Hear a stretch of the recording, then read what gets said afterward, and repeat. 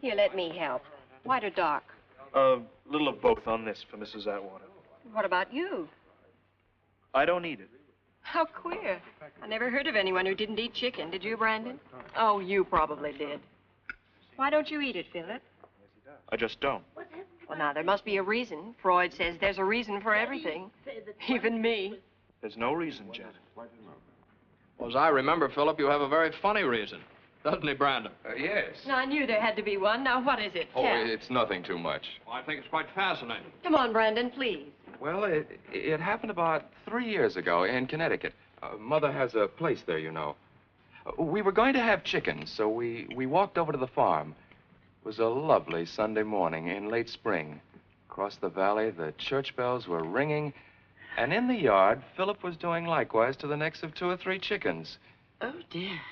It was a task he usually performed very competently, but on this particular morning, his touch was perhaps a trifle too delicate, because one of the subjects for our dinner table suddenly rebelled. Like Lazarus, he rose. That's a lie. Philip. There's no word of truth in the whole story. I never strangled a chicken in my life. Now, look here, Philip. I never strangled a chicken, and you know it. Forgive me, but it just seemed very funny, you two being so intense about an old dead chicken. Sorry. We were ridiculous and very rude. I apologize for both of us and the story. Well. Is it all over? I'm afraid so, Rupert. Oh, what a pity.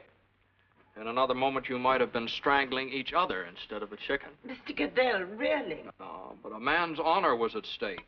And personally, I think a chicken is as good a reason for murder as a blonde, a mattress full of dollar bills, or any of the customary unimaginative reasons. Well, now, you don't really approve of murder, Rupert, if I may. You may, and I do. Think of the problems it would solve. Unemployment, poverty, standing in line for theater tickets. I must say I've had a perfectly dreadful time getting tickets for that new musical. What's it called? You know. The something with what's her name? My dear Miss Atwater, careful application of the trigger finger and a pair of seats in the first row is yours for the shooting. And have you had any difficulty in getting into our velvet rope restaurants? Frightful. A very simple matter. A flick of the knife, madame. And if you'll kindly step this way, step over the head waiter's body. Thank you. And here's your table. Rupert, you're the end. There's a hotel clerk I could cheerfully flick a knife at. Oh, no, sorry. Knives may not be used on hotel employees. They are in the death by slow torture category. Oh. Along with bird lovers, small children, and tap dancers. Landlords, of course, are another matter. You seeking an apartment? Call on our Miss Sashwaite of the Blunt Instrument Department. What a divine idea. If it suits your purpose, merely... But then we'd all be murdering each other. Oh, no. Oh, no. After all, murder is, or should be, an art.